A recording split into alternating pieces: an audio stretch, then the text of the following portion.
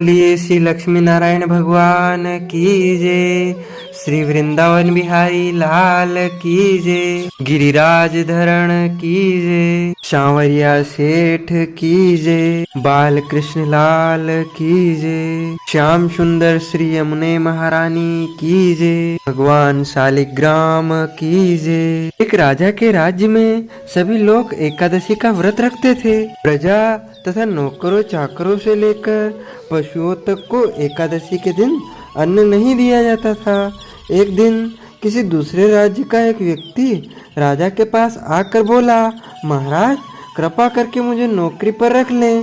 तब राजा ने उसके सामने एक शर्त रखी थी कि ठीक है रख लेते हैं, किंतु रोज तो तुम्हें खाने को सब कुछ मिलेगा पर एकादशी को अन्न नहीं मिलेगा।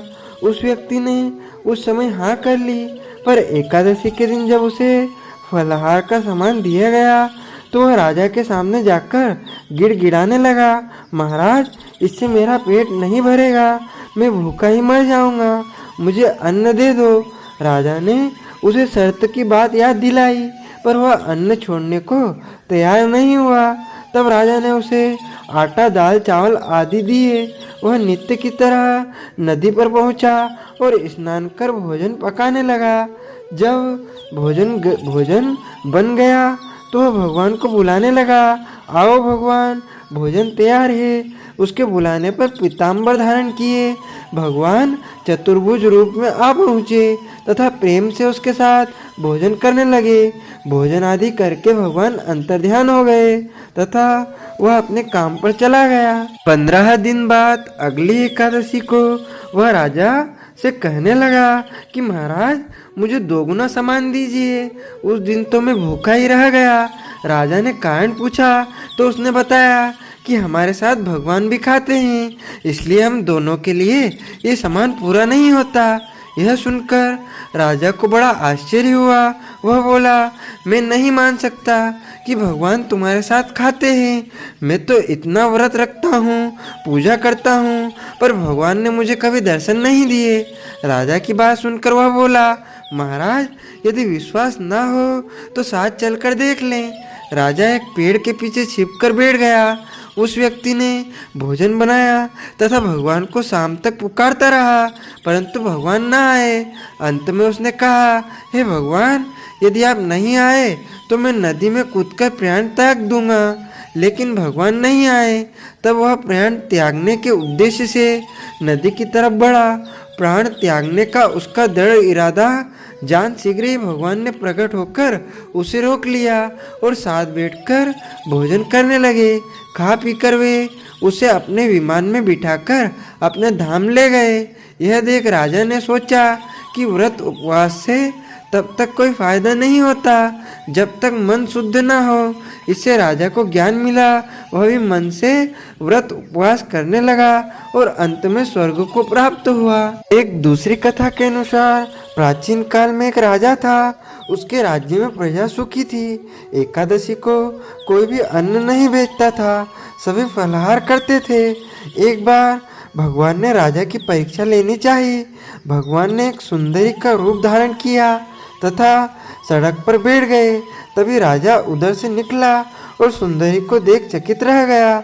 उसने पूछा, हे सुंदरी तुम कौन हो और इस तरह यहाँ क्यों बैठी हो? तब सुंदर स्त्री बने भगवान बोले, मैं निराश्रिता हूँ, नगर में मेरा कोई जाना पहचाना नहीं है, किससे सहायता मांगू? राजा उसके रूप पर मोहित हो गया था। राजा बोला, तुम मेरे महल में चलकर मेरी रानी बनकर रहो। सुंदरी बोली, मैं तुम्हारी बात मानूंगी, पर तुम्हें राज्य का अधिकार मुझे सौंपना होगा। राज्य पर मेरा पूर्ण अधिकार होगा। मैं जो भी बनाऊंगी तुम्हें खाना होगा। राजा उसके रूप पर मोहित था, अतः उसकी सभी शर्तें स्वीकार कर ली। अगले दिन एकादशी थी। रानी ने हुक्म दिया कि बाजारों में अन्य दिनों की तरह अन्न बेचा जाए। उसने घर में मांस मछली आदि पकवाए तथा परोसकर राजा से खाने के लिए कहा। यह देखकर राजा बोला, रानी आज एकादशी है, मैं तो केवल फलाहारी करूँगा। तब रानी ने शर्त की याद दिलाई और बोली, या तो खाना खाओ, नहीं तो मैं बड़े राजकुमार का सिर काट दूंगी। राजा ने अपनी स्थिति बड़ी रानी से कही तो बड़ी रानी बोली, महाराज धर्म ना छोड़े, बड़े राजकुमार का सिर दे दे, पुत्र तो फिर मिल जाएगा पर धर्म नहीं मिलेगा। इस दौरान बड़ा राजकुमार खेल कर आ गया। माँ की आंखों में आंसू देखकर वह रोने का कारण पूछने लगा तो माँ ने उसे सारी वस्तु स्थिति बता दी। तब वह बोला, मैं सिर देने के लिए तैयार हूँ, पिताजी के धर्म की रक्षा होगी, जरूर होगी। राजा दुखी मन से राजकुमार का सिर देने को तैयार हुआ तो रानी के रूप से भगवान विष्णु ने प्रकट होकर असली बात बताई। राजन, तुम इस कठिन परीक्षा में पास हुए।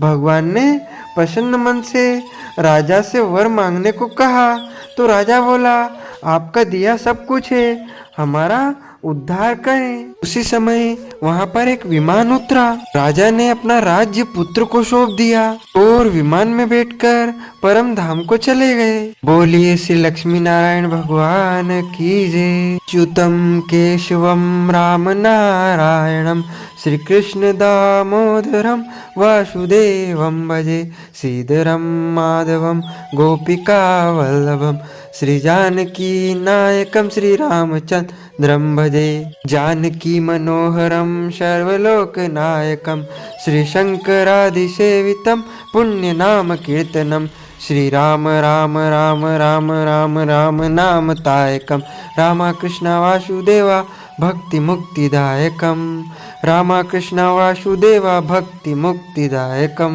तो मित्रों, हमारे इस ज्ञानवर्धक वीडियो को आप अधिक से अधिक शेयर कीजिएगा, लाइक कीजिएगा तथा कमेंट में प्रभु का नाम अवश्य ले दीजिएगा। तथा आपने अभी तक हमारे चैनल को सब्सक्राइब नहीं किया है तो इसी प्रकार ज्ञानवर्धक कथाएं सुनने के लिए हमारे चैनल को सब्सक्राइब अवश्य कर लीजिएगा। आपको और आपके पूरे परिवार को सादर जय श्री कृष्ण, सादर धन्यवाद।